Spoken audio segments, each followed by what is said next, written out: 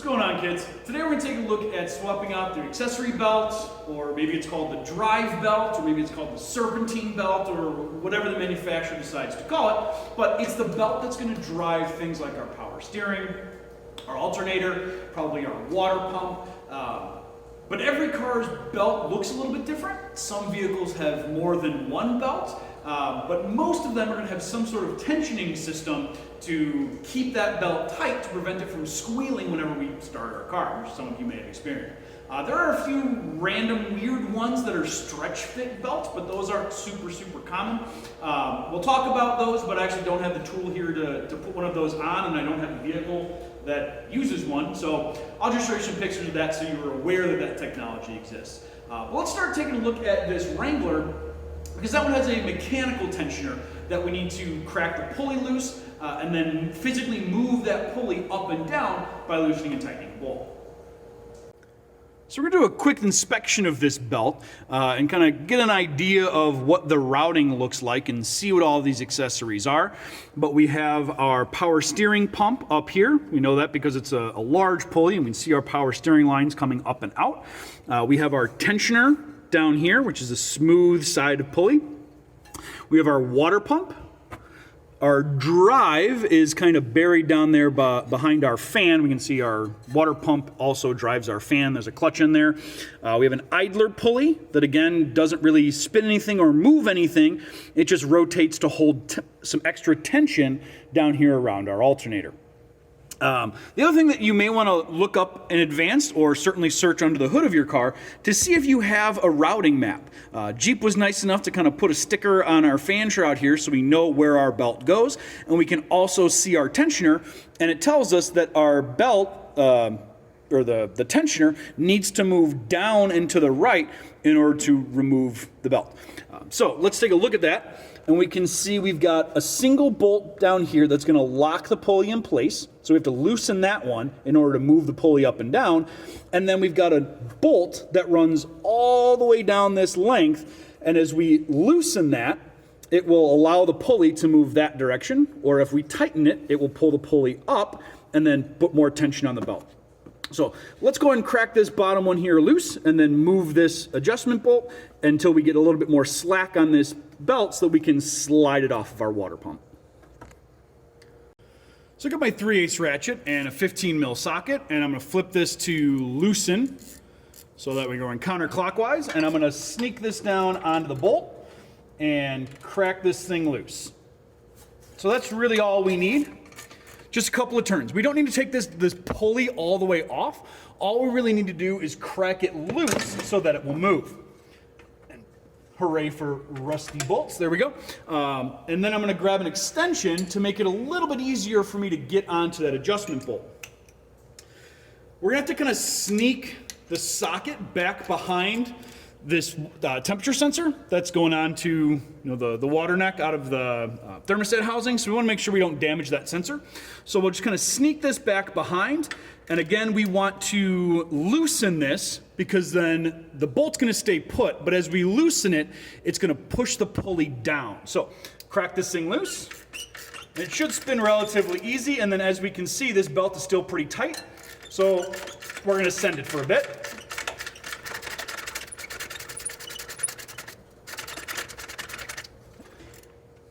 Okay. So now our belt is super loose, and we should be able to just kind of sneak back behind here and then slip it off of this smooth water pump. Once it's off, we're going to inspect the bottom side. I'm not going to fully remove this one just because there's really no point. This is a newer belt. And I'll show you how to inspect the belt on one that's already off a vehicle. But you just slip this off, and then when you go to replace it, just make sure you check your routing information to make sure that that goes in the right spot. To tighten this thing up, there are actual tools that will measure belt tension. It's just kind of like a dial indicator almost that lets you know how much movement there is in this belt. This is obviously way too much. If we were to start the vehicle right now, it would be squealing all over the place. But to tighten this thing back up, once you've replaced it and put your new one on, switch your ratchet to on and tighten it back up, and you'll see that pulley down here start to pull back in that direction.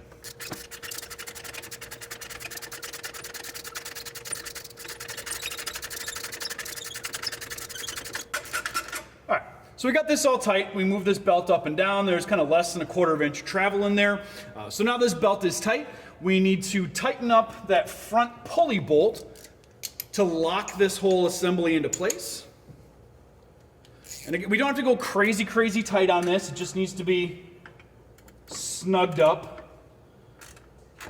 I'm sure there's a torque spec for this as well, but that should do it. And now the next step is to start the vehicle and make sure we don't have any horrible, grind or squeaking noises from that belt being too loose.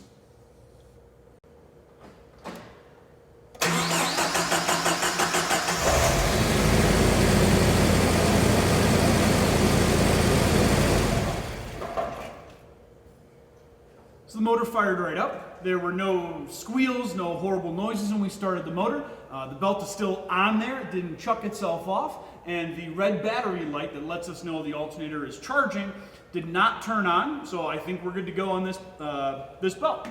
We'll take a look at the GMC Canyon next. That one has an automatic tensioner that's similar to that trainer that I had that I showed you in class, where you're going to kind of compress a clock spring to pull the tension off of the belt, and that's going to allow us to then do the same thing and slip that belt off of the water pump. So under the hood of the Canyon, we can see our belt kind of tucked in there. You can see the water pump, I can see the tensioner, the AC compressor, the crank pulley, and the alternator that is kind of tucked way down in there. You know that's the alternator because it's got that open kind of cage look, and then there's some copper glinting through there. But in order to get the tool down onto there, we're going to have to take off this big plastic bit. So we got to remove our oil fill cap. And this should just pop right up.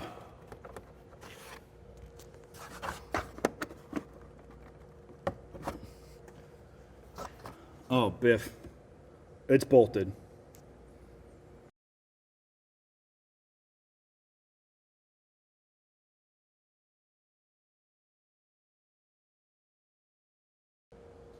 All right, so upon further investigation, removing that engine cover is more of a pain than I really want to deal with. And once I get it out, it'll be kind of hard to even see that tensioner.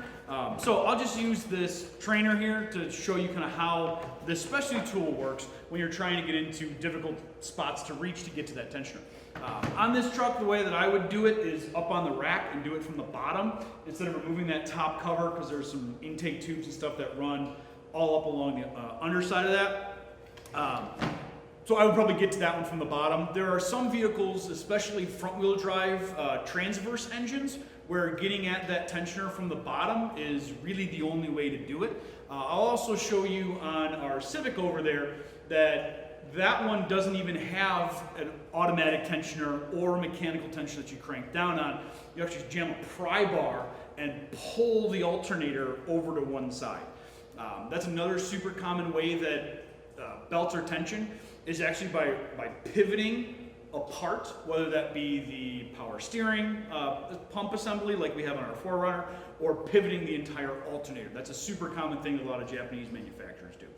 But for these automatic tensioners, what we need to do is get some sort of tool or some sort of wrench down here on this bolt. We saw on the Canyon that at the end of that tensioner there was a square. So this kit gives us a 1/2 inch, a 3/8, and a 3/4 inch square that if our tensioner has a square on the end, we can use that. We've got some crow's feet in 13, 14, and 15 millimeter size. So these are crow's feet that we can use these to get onto our bolt if we have the one that's the right size, or we can use a socket. And the socket, let's find our correct size. There we go, so a 19 mil. And then there's 2 pieces to this kit. And this is what's gonna let us get all of the adjustments that we need to get into tight spaces, especially like I said on transverse, front wheel drive cars where you've maybe only got an inch or 2 of clearance between where that pulley system is and the front side frame rail of your vehicle. So with this, we can move this into kind of any shape we want it to be. We can put the socket on either side of this tool and put this on here, and then let me flip the other side so that we can wrench this thing back.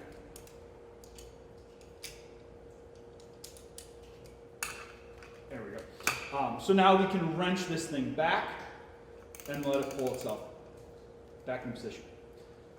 So this is kind of weak, right? Because it's just made out of plastic, but on a car, you're gonna need that leverage with such a long tool to get in there. And this lets you kind of ratchet it to whatever way you can actually reach it. And again, adjusts kind of any position you need it to go into. This is gonna be in our red toolbox, the ones that are under the big tables as soon as you walk into the shop, in a drawer that is cleverly labeled belt tools. So you'll find that in there. Let's take a look at the Civic, the Del Sol, because that's got a kind of a funky system, and there isn't a whole lot to it. There's just one belt or one system that uses a belt, and it's just the alternator. All right, so we're under the hood of the Del Sol, and this is the motor out of a CRV, so it's a 2-liter. And we can see on the crank pulley, there's actually 3 different areas for different belts to go on.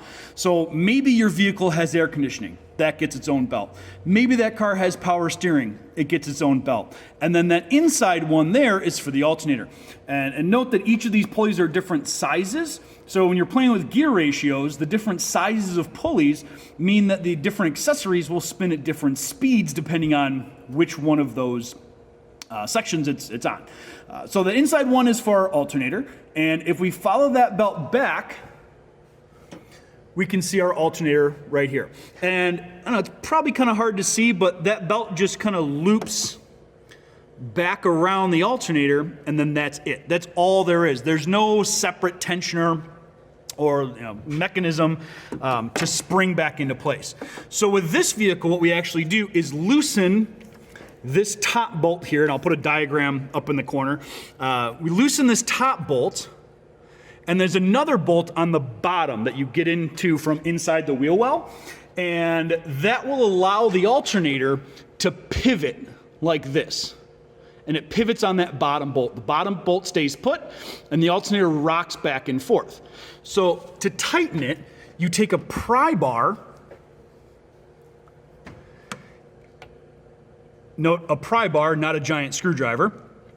Put it on the ear of the alternator, and then lever it off of this metal bracket. And you pull back like that and just push back on it until you have an appropriate amount of tension on that belt, and then tighten up that top bolt to lock it in place, tighten up the bottom bolt, and that's how you tighten the alternator on an old Civic. Every car is going to be a little bit different, so the place to find the proper information on how to tighten a belt or how to tension it or how tight it should be is going to be an Identifix. So this is the stretch to fit belt that Ford uses and a couple other manufacturers, but I think it's mostly Ford, that's so tight that the only way to get this belt off is actually to cut it off. And then you use tools to loosen and give yourself a little bit more freedom to get the new belt in place. You see pulling off that idler pulley. And then you're gonna put that new belt in place and then use a tool to kind of jam the belt on, and then you spin the motor over by hand using a ratchet, and that's going to grab that belt, wait for it, and stretch it just a tiny little bit, enough to sneak it up over that pulley. So it's not something that's super duper common, but it is something that you may run into. And I stole this video from SKF, stretchy belt fitting tool. I guess you can do a quick Google search if you want to watch this full thing by yourself. But there are special tools for different manufacturers to get these special stretch fit belts in place. And when you're going to inspect the belt to see if it's still good or not, we talked about how belts don't typically crack anymore. There's actually a special tool that you're supposed to use to measure the depth of the grooves in your belt, very similar to the way we measure tread depth in tires. This tool has changed a little bit over the years. There was a a little orange stick looking thing that you would put down in the grooves of the belt. And if the tool went all the way down deep into the grooves because they were worn and kind of rounded out, that lets you know that it was time to replace the belt. And if it was sticking out the top a little bit, that belt was still in good shape. But see, there's an example of them cracking. These are the old style belts. These new belts that are made of new material, they don't crack like this anymore. So the new belt tool actually has two of these little ribs on them, and you're supposed to set it down into your belt and then kind of move it side to side. And if there's wiggle side to side in this tool, that means that, there you go, that means that there isn't good contact in there, which means that belt can kind of squirm on those ribs on your pulleys. So you can test these without even removing the belt at all. You can test it on the car to see if it's something that needs to be replaced or not. So I think that about wraps it up as far as belts go. Make sure you take a look at the routing on Identifix on where that belt is supposed to go. Also make sure that you pay attention to whether it's a mechanical tensioner, whether it's an automatic tensioner, whether it's a tensioner that you physically have to pry on to tighten up that belt. And also check and make sure it's not one of those stretch fit belts that you need some sort of specialty tool in order to use. To inspect the belt, take a look at the wear on it, right? It's not just cracks in belts anymore. They can actually wear like tires.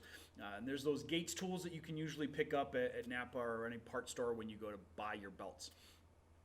If you have any questions, feel free to shoot me an email. Be good, and I will see you next time.